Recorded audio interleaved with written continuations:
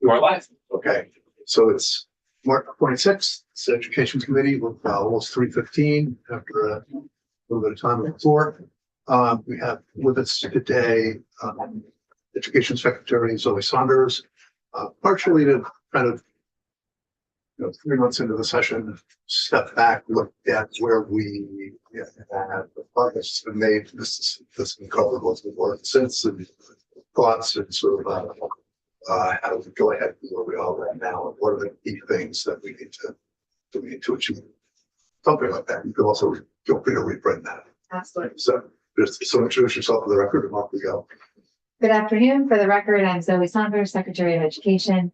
Thank you for having me this afternoon. I thought this was a really helpful opportunity for us to reset and also re-engage with the same sense of urgency around education transformation that I think we all shared at the beginning of the session.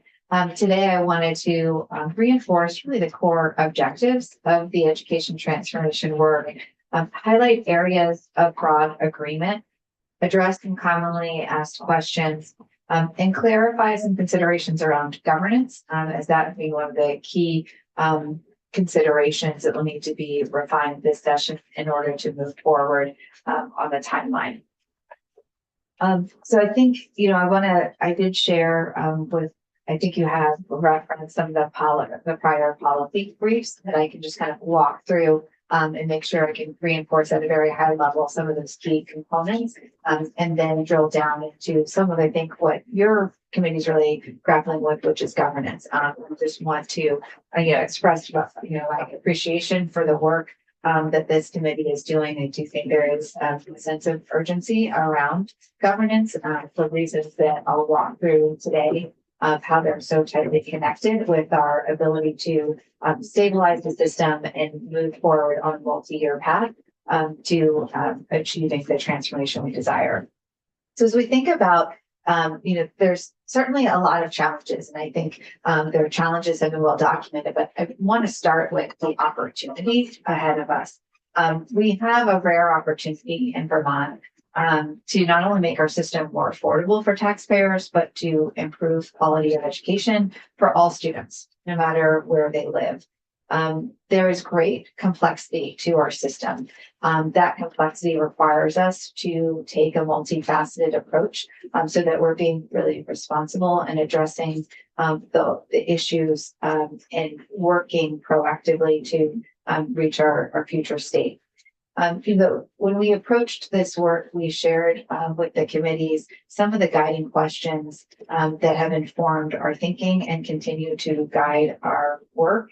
I think these questions are the same questions that we're all grappling with. So I just want to reflect back on them as we continue to center the collaboration around students.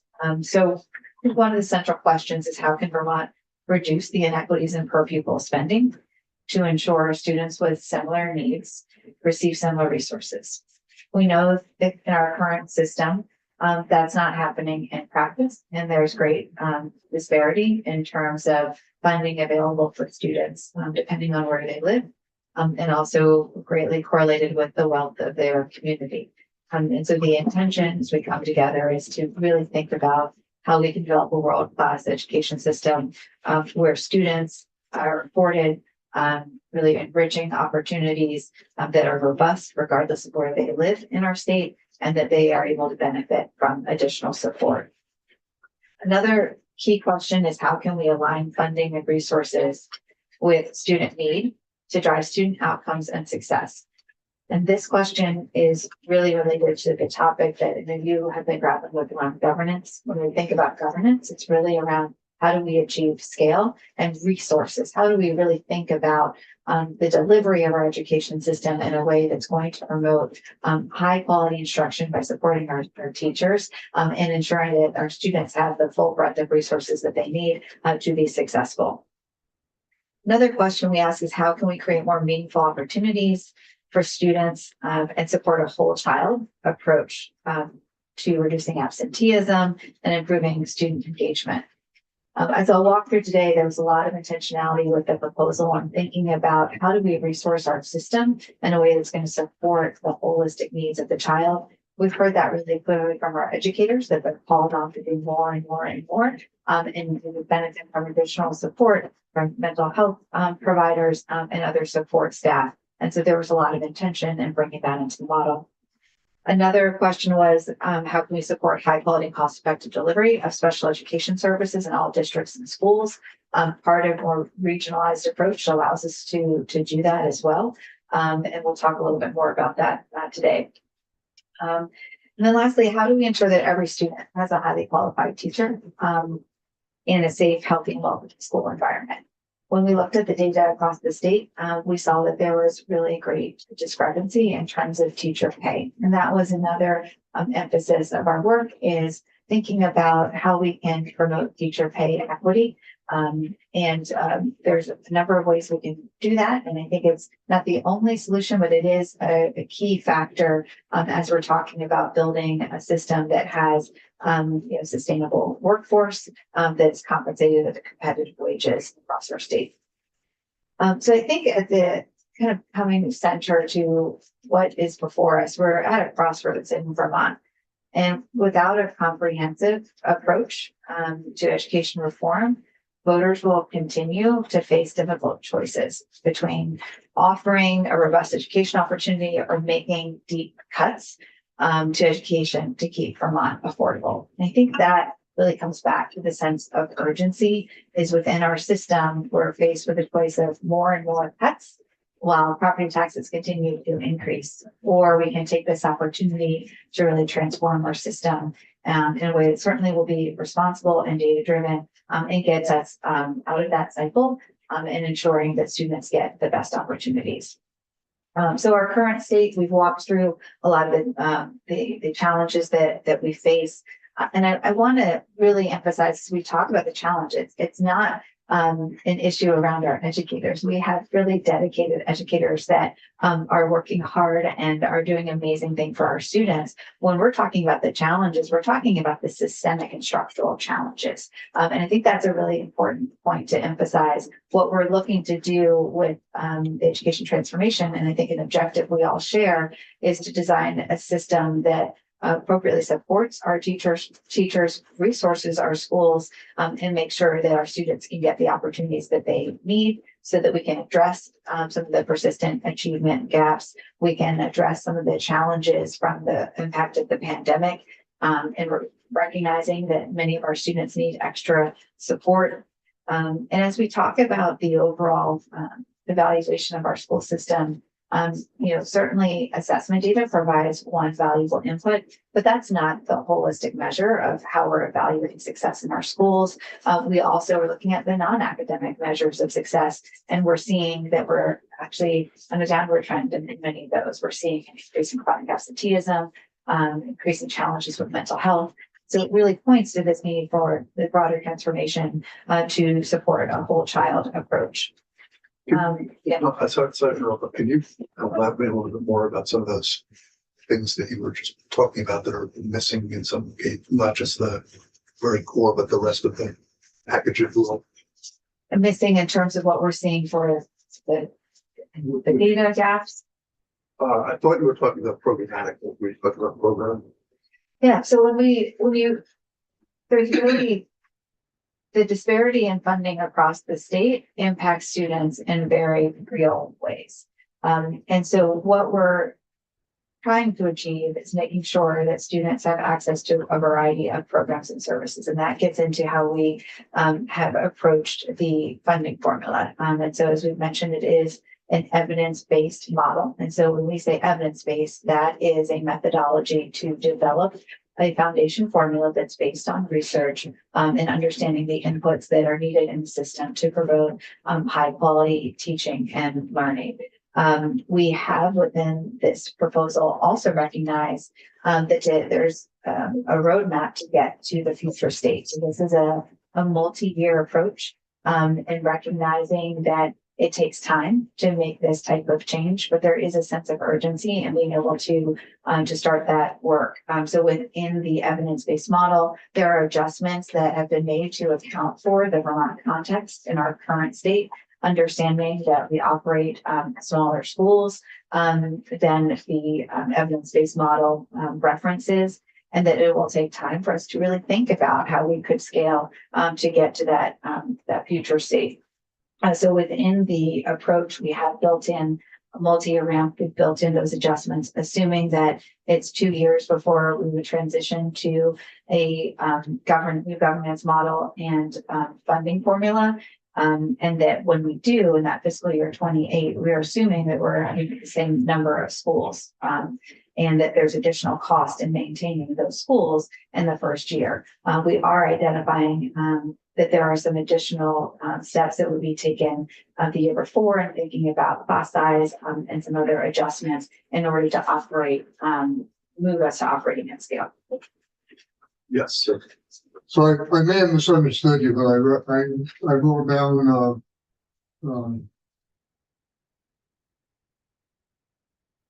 talking about pay equity, and then you said competitive wages across the state. Are you recommending a one system for pay for all teachers across the state? What we've been exploring is a statewide salary schedule to ensuring that there is parity in teacher pay across the state. What we have built into the funding is adjustments. So we've taken the average teacher salary and modeled additional funding of 5,000. We have actually done some revised budgets so that you can see the types of choices you can make and priorities you can make with this budget. So when we talk about the evidence-based modeling, there's a couple of key things to take into account. One, it's built on a methodology and theory of action around how to fund schools. It's based on research and supportive of high quality teaching and learning. But it is not prescriptive. It does allow for flexibility so that you can adjust that funding to meet the needs of your local community. So in recent budgets that we shared for the 5 districts as a starting point, we were able to show that you can increase teacher pay considerably across the state. So in areas that already have pretty competitive and high wages, excellent, but there's a lot of parts of our state that do not. And so in that modeling, you'll see there's actually potential of pay raises from 5,000 up to 20,000 for teachers across the state. So it's a generous amount of funding that you can allocate in order to get to that teacher pay.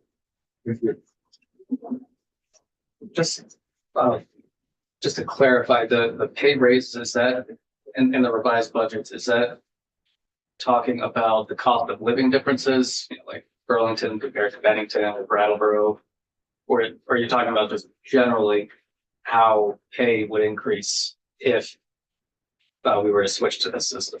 So what those budgets demonstrate is the potential for allocating funding towards those salary increases. So we had set a goal of increasing teacher wages by 5,000. When we actually asked our external consultant, New Solutions K-12, who's done a lot of work with the state of Vermont, former superintendent, he looked at that and said, if I had these priorities around really trying to achieve teacher pay equity, there were choices that could be made in that budget that actually could elevate certain teacher salaries much more than what was estimated within the modeling.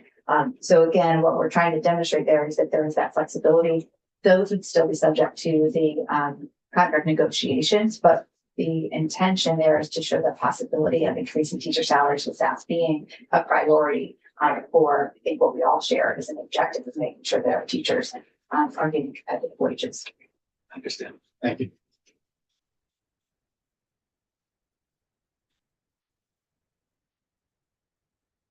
In terms of the overall vision, I think there's some questions around that. This is all connected. When we're approaching this work, it is thinking about how do we fund our system, how do we deliver education, and how do we evaluate quality. Ultimately, our objectives are really about educational quality and making sure that the state can ensure a substantial amount of funding to support that. And so as we're thinking about the objectives that have been put forward with the vision, it's really reforming our education system in a way that's focusing on creating opportunities for students and supporting our teachers. So our objectives are to achieve a world-class education for every student, regardless of geography or background, a whole child education that preserves what makes Vermont special, and vibrant communities where families want to live, work, and thrive. And so as we approach funding, we've talked a lot about, and you've heard from, I think, many educators that historically we've had a number of unfunded mandates. That's actually work that we've partnered with the field to document those unfunded mandates, to identify the cost to systems. And so as we move forward in this work, it's really critical that we are identifying our express policy priorities and making sure that those priorities can be funded, so that they're implemented with fidelity and we're giving those opportunities to students. So with that in mind, in this proposal for the foundation formula, there were key areas that we prioritized with funding. One was to expand early childhood education. Another was to increase after school and summer programs in underserved communities. Another area is to ensure every student benefits from the essential allied arts, so specials like art, music, world language, to provide additional access to mental health services for students. This is an area where some states fund this differently. They might fund it outside of the education system. We have a lot of conversation around that, and actually within the evidence-based model adjusted it so that we could have additional resources within the schools, because we know schools are currently really charged to provide that. As we move forward with planning and years down the road, that might be an area that's funded separately. So just calling that out. Another area was to extend and enrich college and career pathways and resourcing our system to provide those courses in early career exposure as early as middle school, and also increasing the staffing support in 9th and 10th grade to provide that continuum of training, so that students, by the time they're at the age to enroll in CTE, they've had that early exposure to those opportunities. And then another area that was a priority was raising teacher salaries and creating pay equity. And that's really tied to the goal of ensuring all students have access to a high quality teacher, and that teachers are valued and supported and compensated for their work. Within the actual model itself, there's intention around protecting teacher planning time as well. So it's assuming 25% of teacher time and be protected for planning. And so with that, there's some administrative support positions that are built in as assumptions within the model to ensure that that time can be reserved to support with curriculum planning and working with peer teachers as well in this work. So just a couple areas to emphasize. What I was mentioning earlier is, well, it's important for us it's important for us as a state to establish a funding amount that we can really substantiate and guarantee can provide a great education. But we don't want to be too prescriptive. And we want to be able to achieve that right balance of having a statewide standardization with local customization to meet the needs of students. And so that's why the formula that we put forward does have that flexibility. That's why when you look at the sample budgets, those are sample budgets, and those budgets are based on priorities that have been established, would be established with the superintendent and the school board. And that's why they might look different district to district. The key piece to think about as we're looking at the governance is achieving scale. So when you're assigning a dollar amount that a school can spend, those dollars can go farther if you're operating at scale. And so that's really where we come into the conversations around delivery. And I know there's been a lot of conversations around the actual school districts themselves and how to configure that. I think where we're coming to this conversation is a shared understanding around the need to achieve scale. And I think you've heard that in testimony from the Vermont Superintendents Association and others, that there is a value in having regional districts. And I think that's an important place for us to really step back and pause. We have really strong agreement in key areas. There seems to be really strong agreement around achieving scale and the need to have regional districts to achieve that scale. There also seems to be very strong agreement and openness for a foundation formula. And there is agreement that this work does take time. I think where the points of contention are is how long do we have to move this forward, right? And so if I want to emphasize that the proposal we put forward is a multi-year, but it is acknowledging that we need to operate on an accelerated timeline. Elongating this timeline further really could impact a student's entire career, right? So if you think about having a 4-year ramp, for example, to move to a foundation formula, that's a child's entire high school career. And so during that high school career, they're likely going to face every year their school board looking to cut and cut and cut as their parents' property taxes go up and up and up. And so I think there really is a sense of urgency for us to think about in the interim and the immediate term, how are we stabilizing our system and supporting within this transition? And just recognizing that further delays continue to put our districts in a really challenging position of having to cut more and more services and programs. And then the risk of continuing to increase property taxes. Chair, I could ask a question. Oh, I'm sorry. Yeah. I think put it fine for now. Okay. And then please. When we're talking about the evidence-based model, was that model based around Vermont? Or was it just pie in the sky type of model? Yeah, so that's a great question. So the General Assembly contracted national researchers on Picus to do a report and make a recommendation on how to fund Vermont system in a way that would be equitable, sustainable, and support high quality outcomes. They used what is called an evidence-based model. That model is based on a theory of action and research that has been used in other states. When that report, that study was released, I think the first question was, how does this fit in the Vermont context? Because it is assuming that school is much larger than our typical Vermont school. And so the Agency of Education really built upon that study and evaluated how we could make adjustments to that model to fit the Vermont context. We did work with our consultants who have also APAs worked with Pike Synod and other states to make some recommendations on how to adjust that for Vermont. We also listened to what we heard through the Listen and Learn tour and what we saw in the data were needs for us to make adjustments. And so we adjusted the, so what you'll hear or what you've seen in our presentations is what we put forward has been an adjusted evidence-based model. And when we say adjusted evidence-based model, that has been refined for the Vermont context. And it's been refined in really two primary ways. One is actually adjusting what goes into the base funding amount.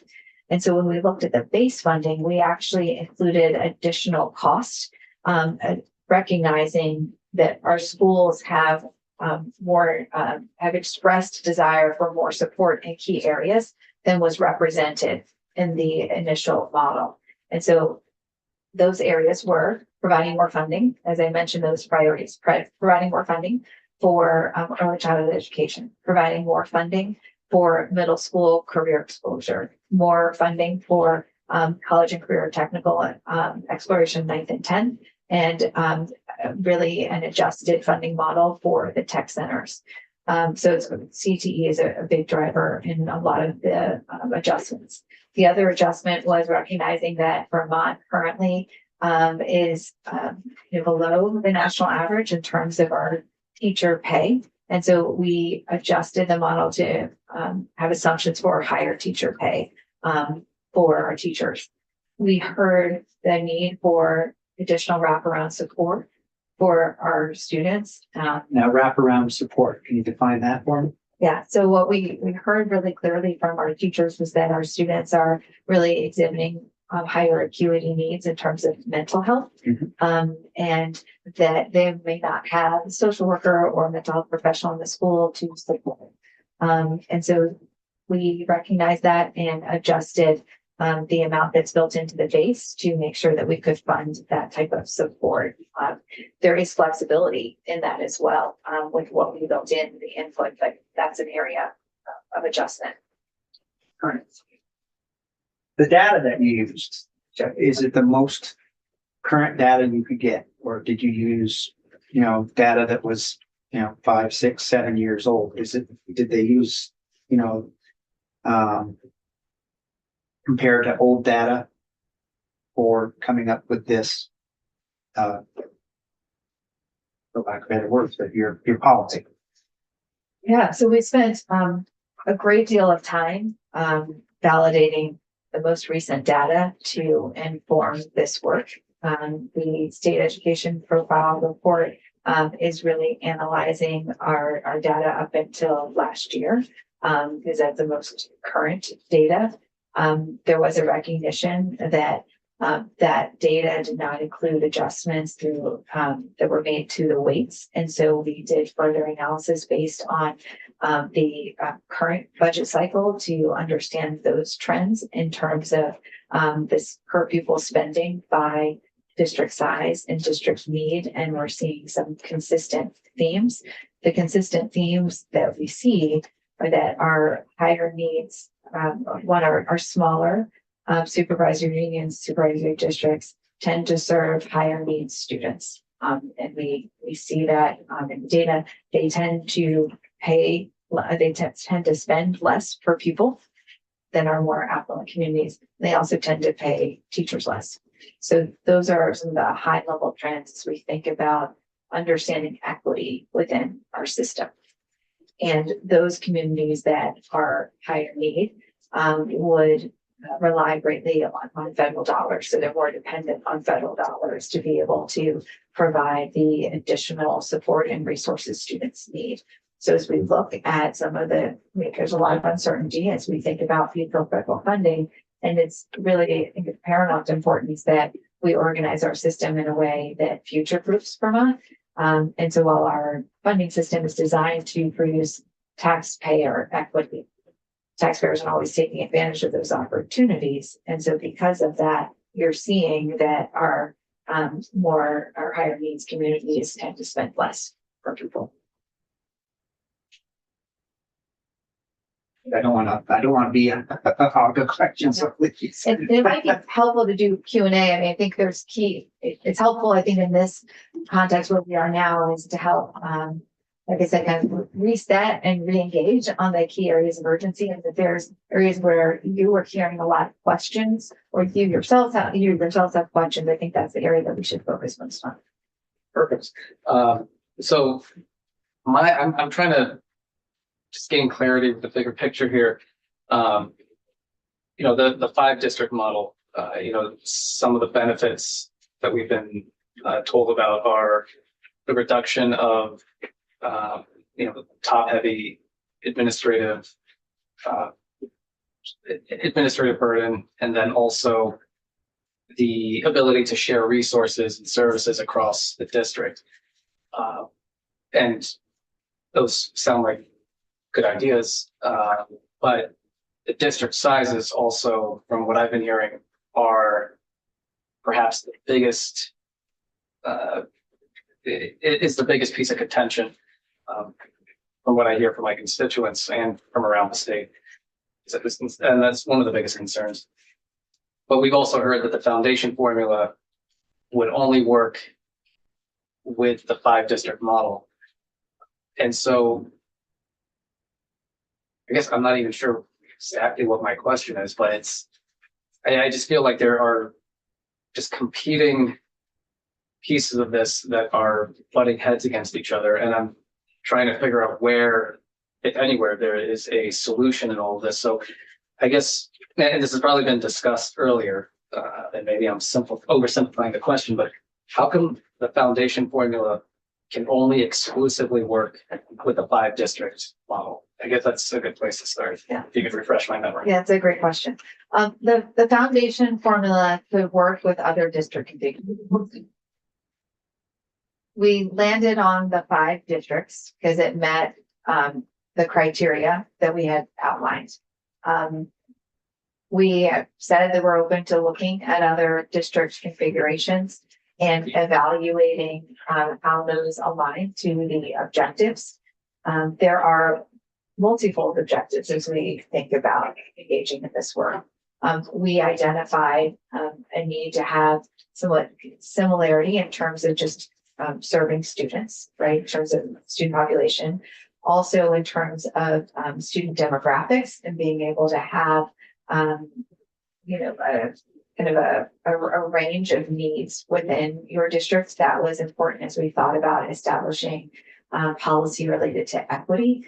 And we also took into account parity and from the perspective of property wealth in these models. We have gotten heard feedback that the Champlain Valley District feels significantly larger than others. And I think there's certainly an interest in being able to think about how to redraw those lines in a way to make that work. So we are open to looking at other ways to do the governance, but I think it's important we are articulating what the specific goals are for the governance. And then the modeling can be done to show what you gain or what you might lose from that. So if it can work with other district configurations, I think you need to be mindful around what we're trying to achieve with those different district configurations. And just a follow-up for that, I mean, people really love their school boards and being able to go to those meetings and being able to, you know, talk directly with their leaders, you know, work in that town or that district. And so there's that concern, but is there any realm of possibility in which, at least talking about resource and service sharing, is there any possibility in which there's a system where we still have our local school boards, but we're able to find a way to increase access to services from one district to another if we're staying with smaller districts? Because I mean, I can see tremendous benefit in being able to have, you know, a tutor from one district go just 20 minutes up the road to another district and, you know, work there instead of having to go through a convoluted BOCES process. Any thoughts? There are really important considerations around efficiency, cost, responsiveness to student needs when you're keeping hyper local school boards. I think we have one school board for every 75 students, which is quite an anomaly when you think about school board governance structures in other parts of the country. I think it makes it challenging to think about the broader needs of the region of students. It makes it challenging to, manage some of the declining enrollment challenges that we're facing in a way that is strategic and maximizing resources.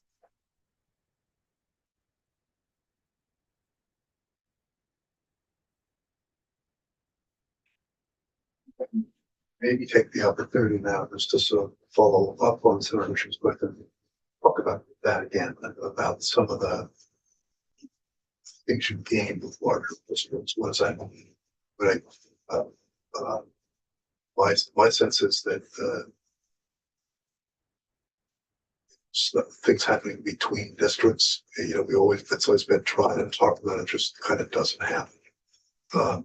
And so just maybe, you've talked before about things like, ability to provide a deeper bench of a bunch of other things that come with larger districts, and maybe just touch on this again for us so we can have our head as we go forward. So I think it's important we can ground this conversation in reflecting in kind of the current state. And so when you're talking about school, I think part of what we're talking about is how do we ensure that there is high levels of community engagement? And how do we also ensure that we're resourcing our system to provide equitable educational opportunities? When we're talking about governance and we're considering the structure of school boards and districts, the primary goal is to understand how we can resource our system to deliver a high quality education. And we know that there are impacts when you're not operating at scale. And I think students articulate those impacts very clearly. When they're in a smaller district, they may not have as many opportunities. They may not have access to as many electives or sports programs or the menu of course offerings. So it really impacts students in terms of the opportunities that we're offering. When you think about central office management, there are a lot of positions to fill. that we struggle to retain.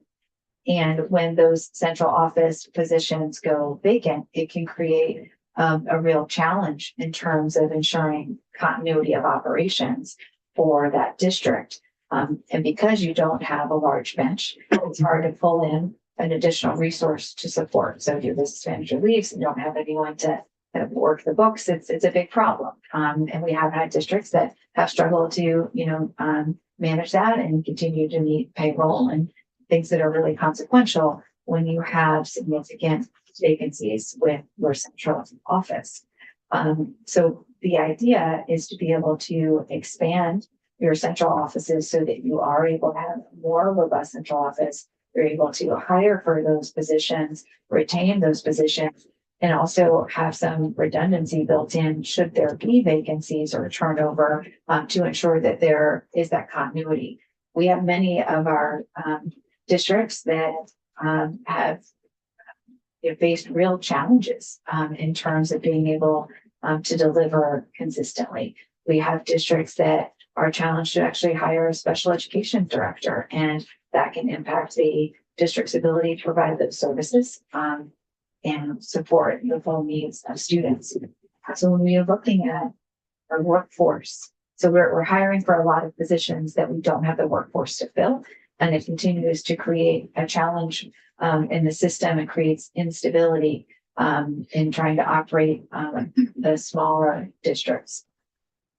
The other piece that it does is every district will be required to accomplish the same compliance requirements. They're required to implement and oversee the same state and federal laws and do all of that monitoring.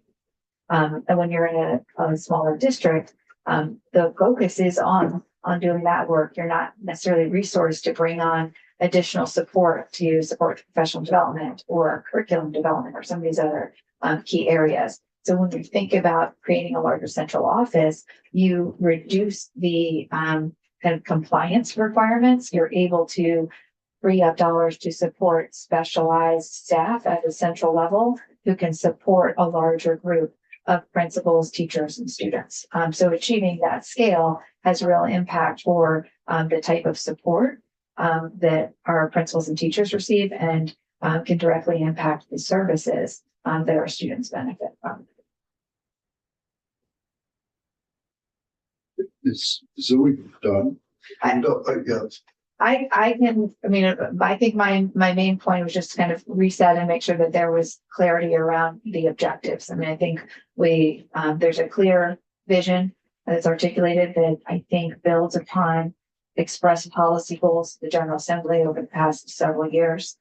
And it builds upon recommendations around multiple studies and also legislative committees over the past several years. The objective is to bring that all together now.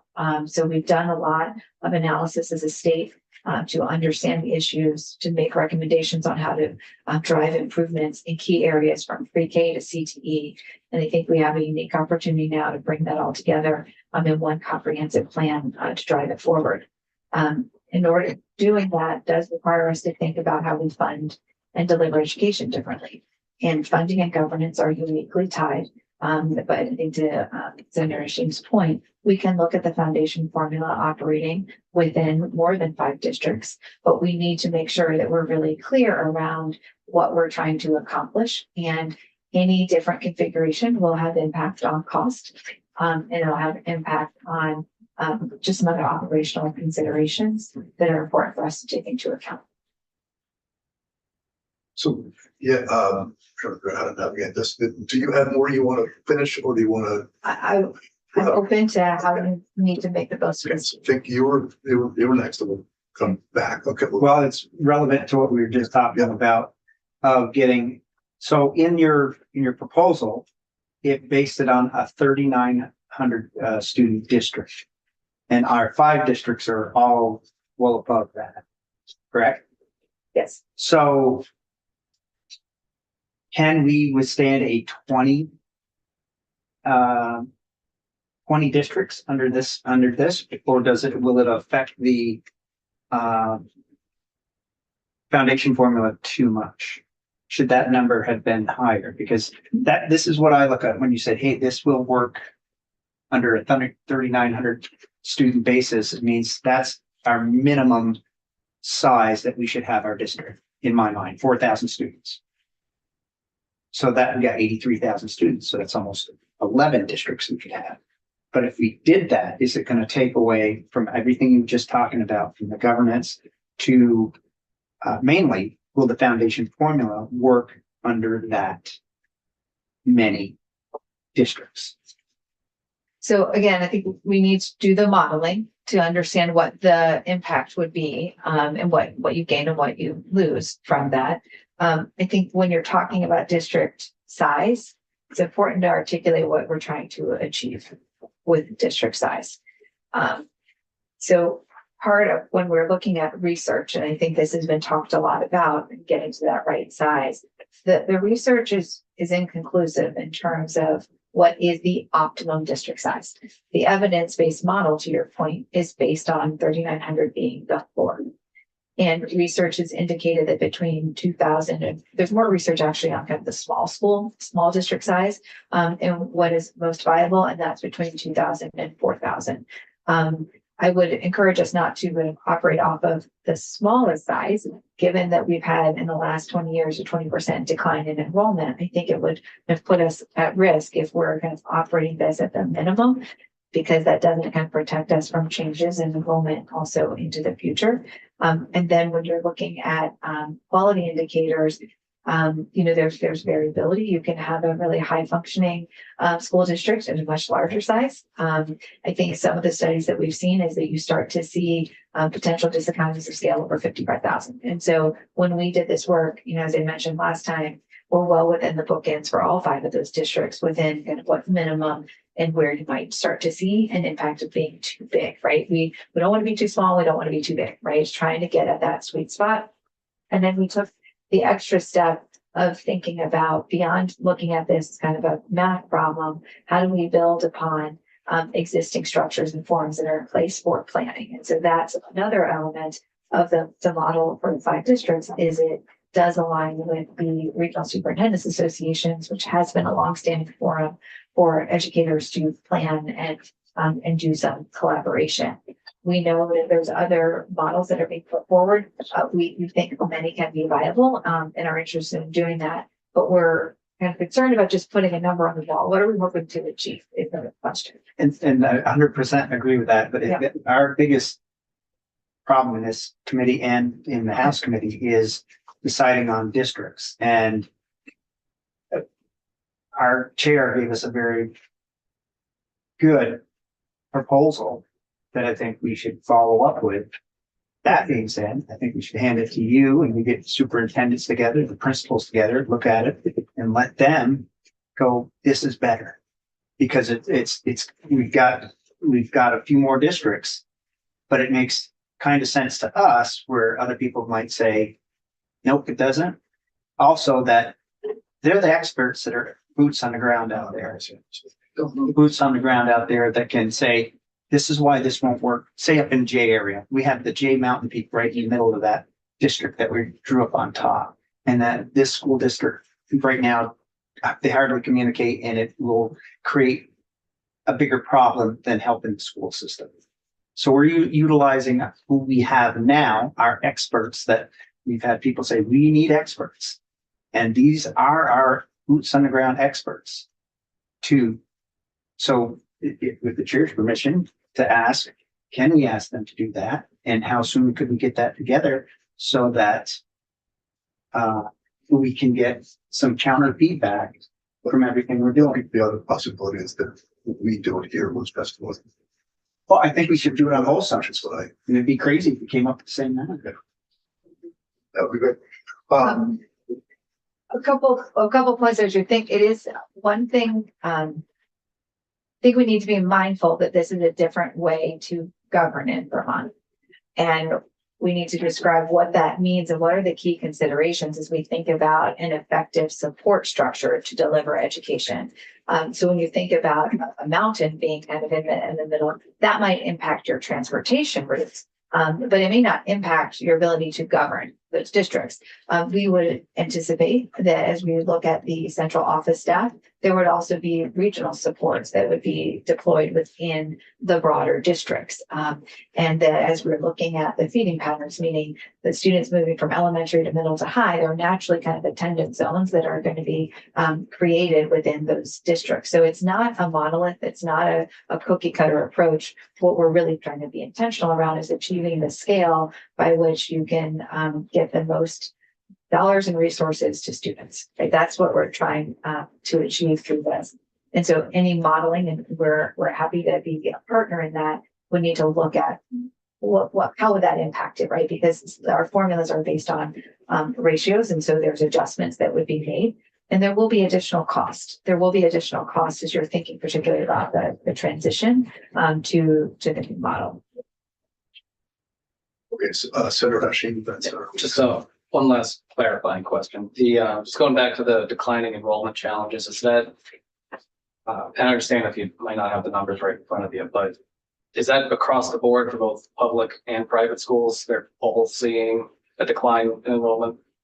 I think we're seeing some broader demographic shifts as well, just in terms of birth rate as well and population in the state that's impacting student enrollment in schools. And I can provide an update for you around the actual numbers for and enrollment in independent schools and in public schools. And we do have that in our state education profile. I'm not sure if I printed that. We can look at those. Yeah, I thought it was read somewhere. I couldn't remember, but Yeah. just wanted to clarify that. Thank you. Thanks, sir. So again, appreciate your testimony.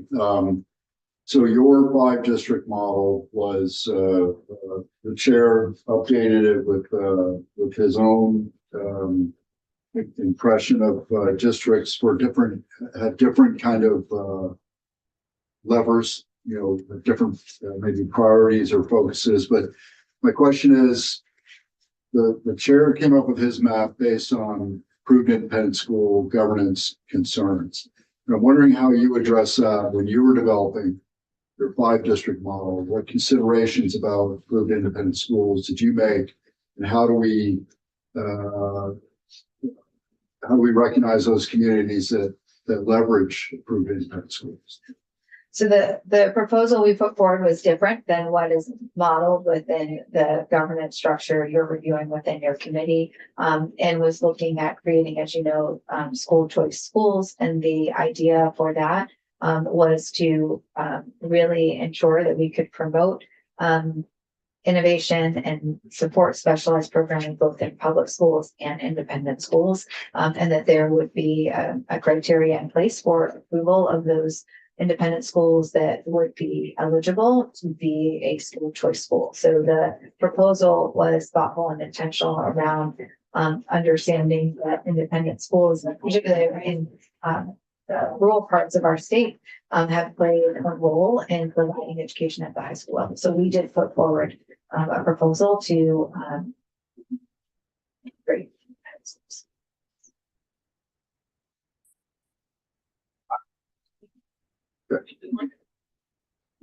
Thanks, sir. Senator Williams. So, and this doesn't have anything to do with governance. I know we still need to establish the framework of the plan, but do you have a Manning document that shows all the necessary teachers and support people per district? Do we have that document? So yes. Okay. And there's flexibility for districts. So what the foundation funding formula models specific staffing expectations within that base amount for 13,200, knowing that there's also adjustments for the weights based on need that would support additional resources for those students. We opted to have a formula that was not an input-based model, which some states will require, that based on your number of students, you will staff exactly this way. They'll have a very specific staffing matrix. We're not proposing that, but we are building in assumptions around how you could staff with this amount while allowing for flexibility. We have built assumptions into the model around class size. That the class size is for core content teachers. There's also the expectation that you will have interventionists and specialists in addition to those classroom teachers. So there is a thought around the entire team that needs to be at the school to support the child's learning. We have also within our sample budgets modeled class size slightly lower than was built into the assumptions. So we had the assumptions of the evidence-based model are 15 for K3 and then 25 for 412. Within the modeling we've done most recently, we've looked at class sizes of 13 for K3 and 22 for 412, and that works within the model, right? So I think as we start identifying adjustments, we are reviewing and seeing what can work. If there's a significant amount of adjustments, at some point the formula breaks, right? And it doesn't provide us with the full range of resources, but we are really working to identify those flexibilities that can be built in. So based on your current staffing, have you identified on the 5-district model, the shortfall in staffing? Do we know what we need for interventionists, school bus drivers? Yeah. Okay. So we have identified within the model, and again, you might budget somewhat differently, right? So there is that flexibility. But we would expect to see fewer adults in the building in time, Yeah. right? We do have one of the highest one of the lowest teacher to student ratios. We also have a number of teachers on provisional licenses. We have a lot of turnover. So part of the strategy is also, I think a teacher may be willing to take on a few more students if they're also able to be compensated at a higher level. And the system supports additional resources to support that with meeting the needs of children through interventionists and things like that. So it's a systems approach. Thinking about this, tell me if this would be a useful exercise or whether it's not going to be a useful exercise. Would it be a useful exercise for you to model for us if you have a district of 2,000, 4,000, 8,000, what are the services that you can gain at the leverage? What are the repercussions for doing it 2 or 4 versus 8? In terms of maybe not just what happens in schools directly, but in terms of the specialized services in those after school. Is that a useful thing to? One level that would be easy to do would probably be helpful to us, but I also want to make sure that we think it's good. That would be useful. Yeah, so we have developed a rubric where we've outlined the specific objectives of the proposal and begun to identify how different configurations could meet those objectives. And sometimes there are question marks around the money flows and things like that we need to entertain. But I think in doing that work, it's important also to be precise in understanding what that means in terms of the needs of the students, the number of schools. Those variables are important to really doing a side-by-side model, because the proposal that's put forward is based on actual Vermont data for those specific regions of our state. To come up with these years. So just to follow that up, I think the whole committee is here, and we have like the superintendents in pointing to studies and saying, we're right. This is what the evidence actually shows. You're saying something different. How do we get our arms around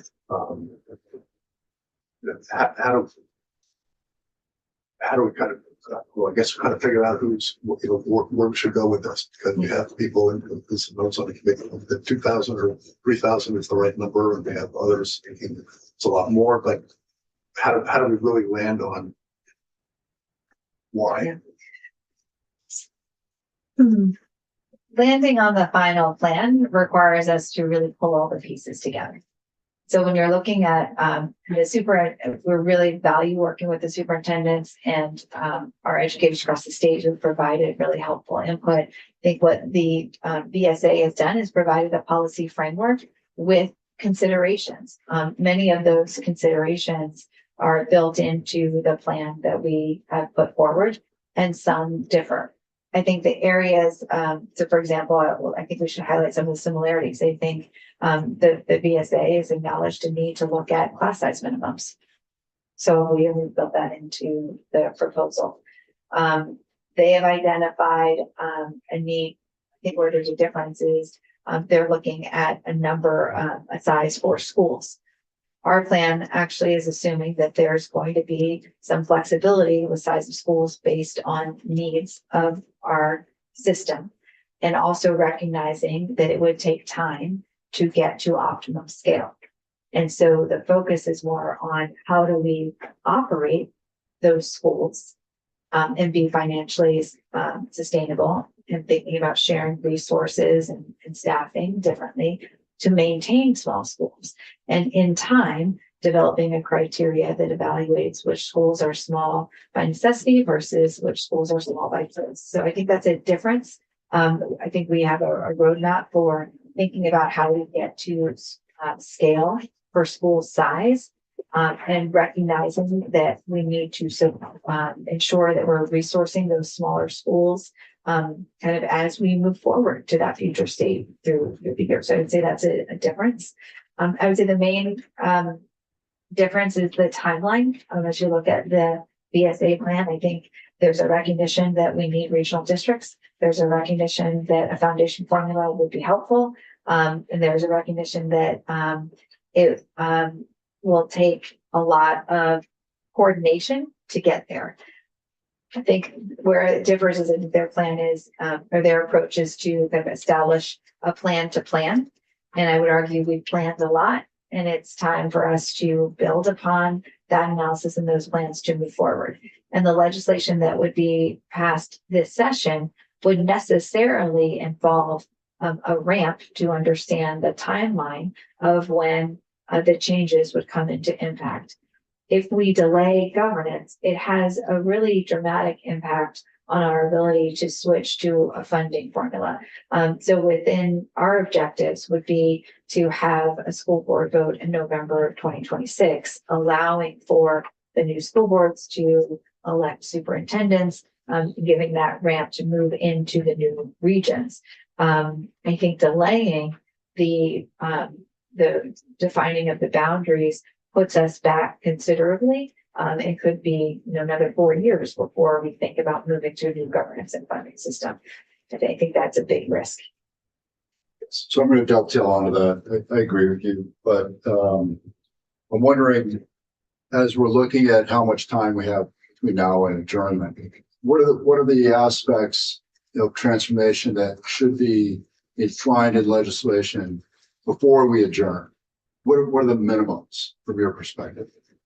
I think the minimum is to have the funding, the foundation's funding formula, and the governance structure. What about elections and, any other critical pieces? Do you think that's enough?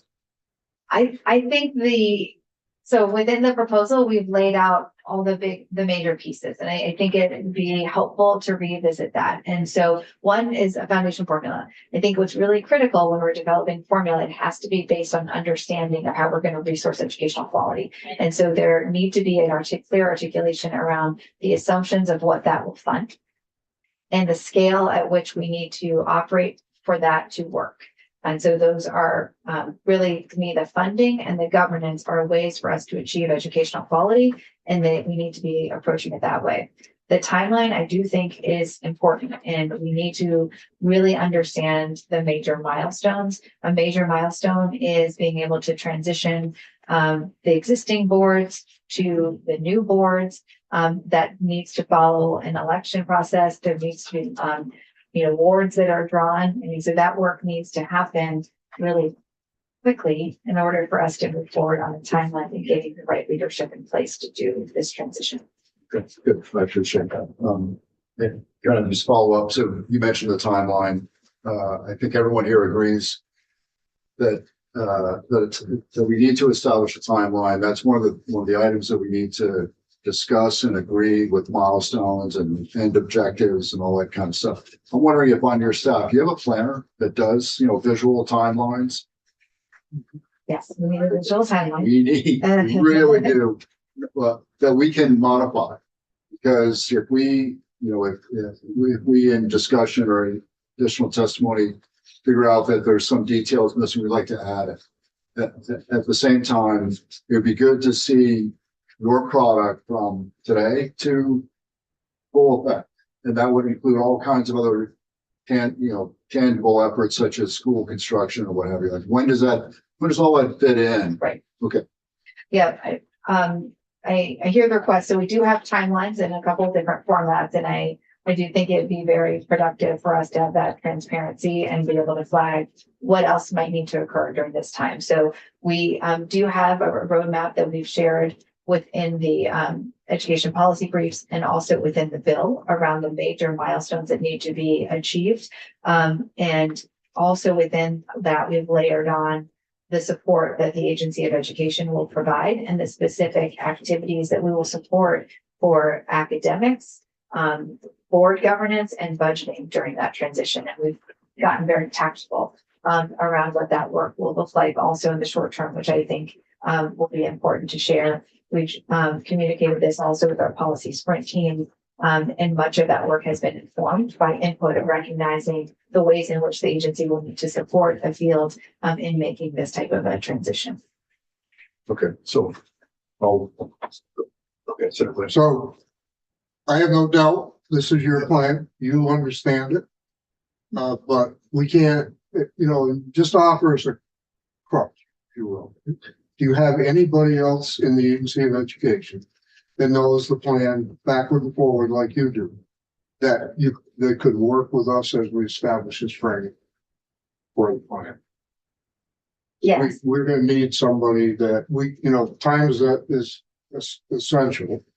And I think we need to be able to point to somebody and say, I don't know, but I know where to get the information as we go through this process.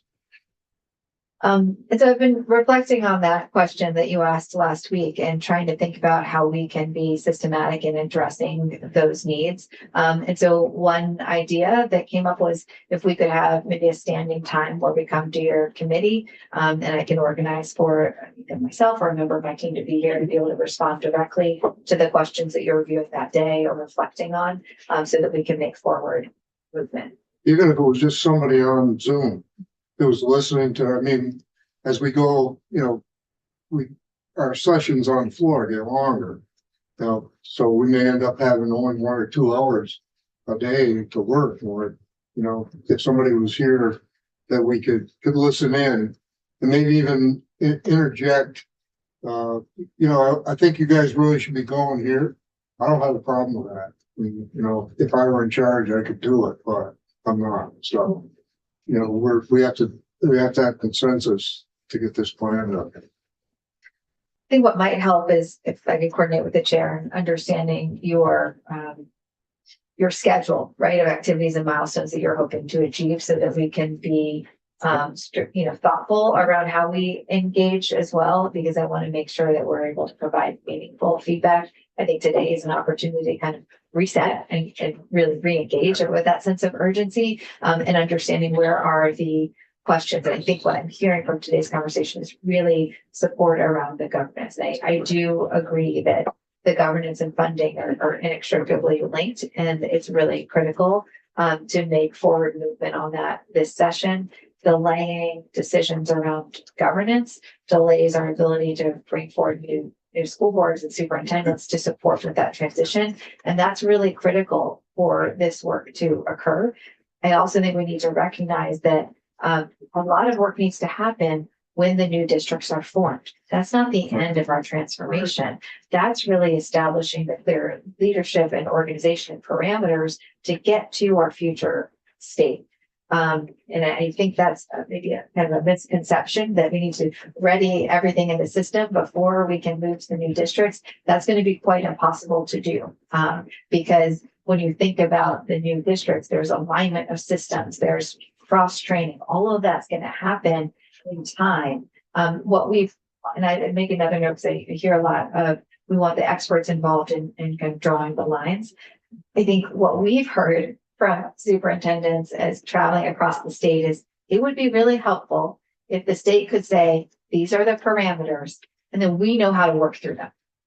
Right? I think when we talk about placing expertise, we want to place that expertise in the right way. We want our educators to really be thinking about, okay, within this configuration, how do we best support and strengthen our system to meet the needs of our students? So I think that's critical. And we talk a lot about making sure we have the right expertise at the right level. I think we also want to have the right expertise doing the right activities to drive the work forward in a meaningful way. And we've heard a call, could you please tell us the parameters? If you got the parameters, we know how to do it. Different Like, than what we- you said about yeah. the calendar. It's like, we have know to how do to it. do it. We're experts. We understand how to make this happen within our communities. But I think there's a real call to create those parameters, so that we are giving that framework within which our educators can work to really achieve the goals of educational excellence and an opportunity for students. I think you were first and you're second. oh, I was just, I semi disagree with you Okay. on using our SUs, because we draw a line and they automatically go, this school is working, this community is almost already set up. And if you just put that line right there, it wouldn't affect it at all. Either way, as we've been finding out, lines are going to get moved no matter what we do. And I am all for going, let's go with the chairs and let it get hammered from there and dispense it out and let it come back. That is our go point. If we don't ever get past drawing districts, nothing else matters. I think maybe the first part of that is making sure we're clear around the objectives for the new districts. Yes, which is what you gave us for students and Correct. and scaling, as you call it. And so the input is, are there other objectives from the field that you think are important to consider? I think that's a first question. And then using those objectives and being methodical and data driven and drawing lines that meet those objectives set the stage for what we're trying to achieve. And then those are the parameters within which I think our educators would be really effective in doing this work. And they've been calling for it. Like they have really been asking for the agency and for the state to provide those parameters so that they can really move forward with the work and have clarity around where the state's headed and how their system is going to be resourced. So for clarity, are you advocating that we establish the parameters? We hand this district task to the superintendents. They come back with a product.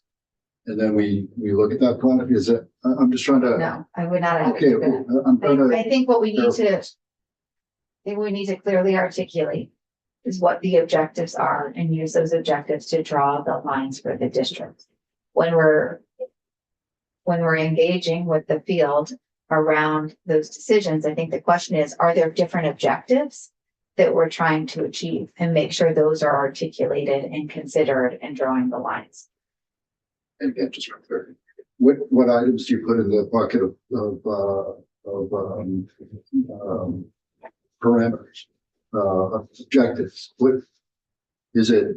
District size, school size, class size as a subset, and is that kind of the starting point of what you're referring to? No, we can share the objectives that have been outlined within the rubric that was established. So one is really creating continuity from K to 12 was a key consideration. Having a consistency in terms of students served. Also, there being similarity in terms of student needs and community demographics. We looked at also reducing the complexity around tuitioning. We looked at the ability to increase teacher pay within the model. So all of those objectives have been outlined and are part of our ability to deliver on the quality indicators. We can share the rubric. Yes, So I kind of looking at relationships here, and that's, really, I'd like it to be an AOE task to work with us to get that, to provide us the information as we build the plan. They really don't work for us. And I don't want to be cool about it, but these people are, they're gonna be helping us to put themselves on a job, possibly, because we're going from 52 supervisory unions to 9. So, we need the information that they've got, because they do have some good recommendations. They did Superintendent's Association gave us a letter that basically, I think when they first came in to brief it, that it was kind of they were directing that they needed to have that. And then when we basically said, well, we need to know what you guys know to be able to do this plan. It's got to be a collaborative effort for sure.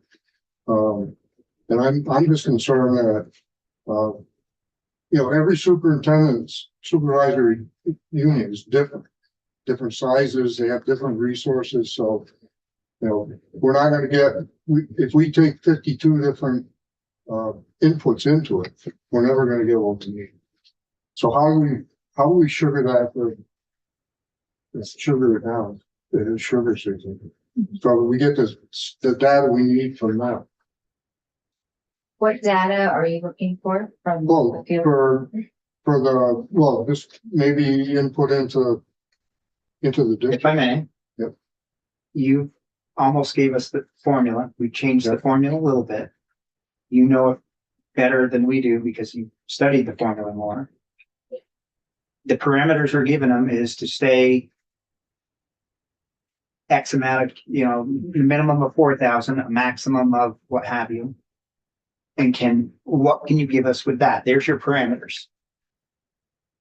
That's the only way I believe that, because Senator Hinsdale was very adamant that she wanted experts doing this. And she was very adamant that the 6 of us in this room are not experts. We want to see a map get done. We want experts to help us. Those are experts, as I believe. Either we give them your map, chair, and say, there's our starting point. Can you make it? Can you make that work? Does it work? If they say yes, bring it back to us. It makes our job a lot easier. There you go. There's the lines. And who's they? The SUs and principals and you and your department, all 3 of you, because in the end, like you said, you have to live with it. Yeah. So I'd like a little bit of feedback from them once you give them the map, that they say, for whatever, like I was saying, for whatever reason, this doesn't work because of that. And you may go, oh, that makes perfect sense. Or you'll have to live with that.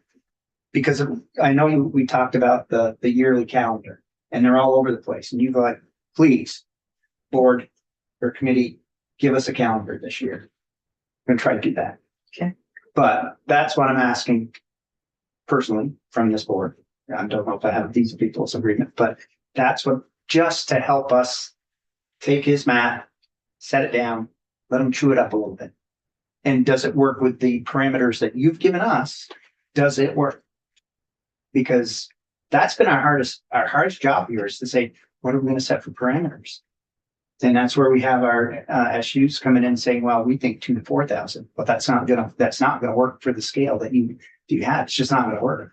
So now here's what we have. Tell us how it's gonna work. That there are a couple pieces of that. One is all of this should be focused on how we can increase student opportunity and student equity. 100%. That being the key focus. When we're looking at, I hesitate to say we're going to do 3,000, 4,000 districts, because I think what we need to continue to reinforce is that, or size, we don't want 4,000 districts, 3,000 to 4,000 students per district, is it all comes together. These decisions are all connected. So it's not a plan until we tie the funding formula, which is built on how we're going to resource educational quality, to the scale, which is built on how we're going to deliver educational quality. That's when we come up with a plan. Those three things come together: education quality, funding, and governance. And so if we only look at this as an exercise of drawing the lines and creating district boundaries, I think we run the risk of not delivering on a plan for student opportunities. With that said, I think there is the ability to look at modeling with different district configurations. I think there can be a process of identifying maybe there are adjustments or refinements that need to be made along the border, right? That makes sense. And we need to think about processes that are going to be practical to making this work, while still making sure we're really clear on building a comprehensive plan that makes sense. I think the focus on districts is probably reminiscent of a lot of the former work around the mergers at 46, which really focused more on governance. I worry that if we're only focusing on governance, we're not going to deliver on the full promise of this the transformation plan, which is thinking about how governance, quality, and funding all come together to support the outcome. I have to say, so can we decide to take your map and get working on that and give it to So you I and say, because you're losing me in clarity. It's like, yes, you need the lines, but yes, they need to be able to blend it all together. And it's like, well, I apologize. I don't want to lose you. I think what you're asking for is a clear process by which we're going to evaluate different configurations and meeting the goals. And we can commit to working with your committee to do that. That's great. I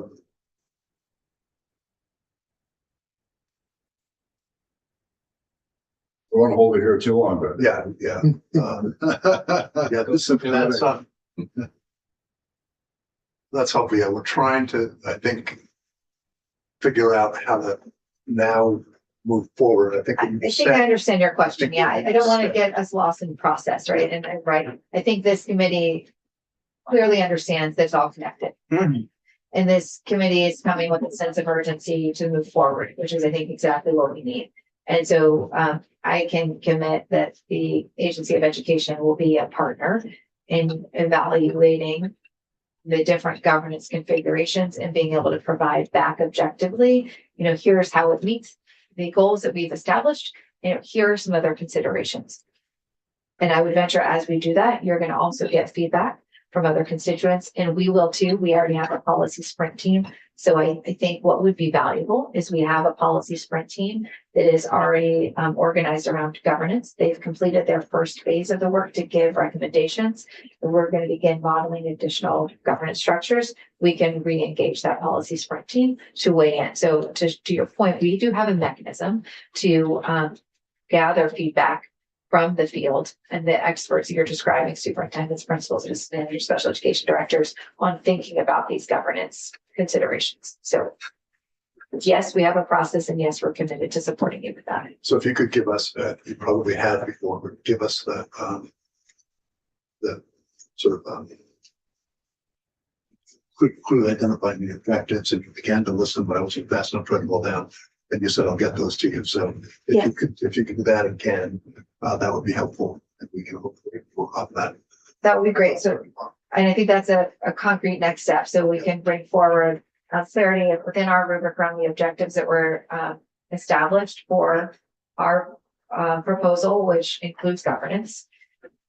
As we look at that together, you might have additional objectives that we can add to that rubric. And as part of our review and evaluation, we can assess how different configurations are followed. I think you have 9, I've heard 11, we've put forward 5. I think there's an opportunity for us to review. We'll get close here. Okay, thanks. Yeah, tomorrow we're going to focus on CGEs, but maybe we will think about Friday. Okay. That works. Yeah, and I appreciated exactly know what you wanted to cover today. So I think kind of a reset and the clarity around moving forward with governance, being able to have a clear process to evaluate it, and just emphasizing that we'll evaluate as part of the whole, right? It's all part of how we deliver educational quality in this approach. And it is critical to get it done in order for us to move forward with it. Okay, thank you. I think we are good today. We can adjourn. Thank you.